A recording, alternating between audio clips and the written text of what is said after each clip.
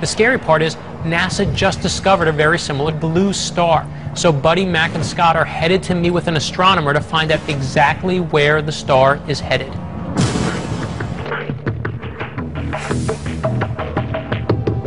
I think you're referring to HE 0437. It's an amazing object.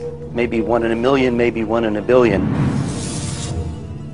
Why is it blue? Is it because of the speed? It's blue not because of the speed, but just because it's a relatively young, massive star. So it burns hot. Hot objects look bluish. So that's not so unusual. What's unusual is that it should have died by now. It was thrown out of the Milky Way 100 million years ago, and those stars don't live that long. So how is it now, 60,000 light years out of the Milky Way, still alive?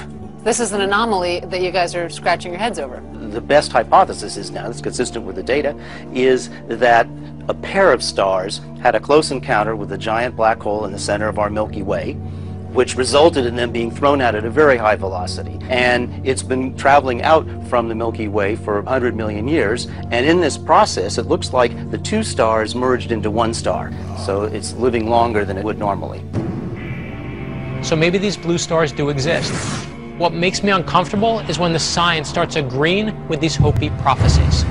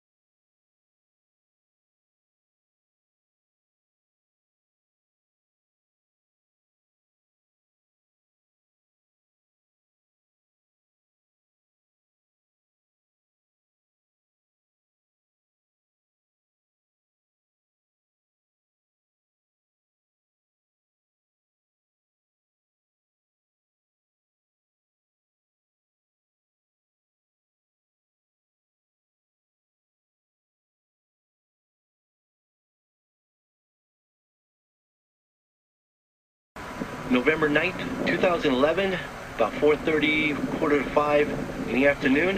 I'm in southwest Arizona, and this is day 2, filming this mysterious spot just below and to the right of the sun. I have no idea what that is. I never stake claim to what actually I think it is. I don't know what it is. However, on my video I put up yesterday, a lot of people have said that that's the Blue Kachina. Well, I did not know what a Blue Kachina was, so I Googled it, and sure enough, there are other people who are capturing similar pictures as this one and labeling it as the Blue Kachina. Other people have said it is a planet. That's very possible. However, I don't think the planet would be visible that big anyway. And some people have said that I faked the video by filming it through my car windshield. Well, let me point out the fact that there's my car. I'm not in the car. And let me do a little walk around here, so you'll be certain I am not inside of a car. And again, there's my car. So I have no idea what that is. It could be anything really. Let me show you what a lens flare is. See those little 2 dots I got circling the sun there? That is what I consider a lens flare. And the one that's underneath the sun there, it's pretty much stationary, so I don't know what it is. You guys tell me.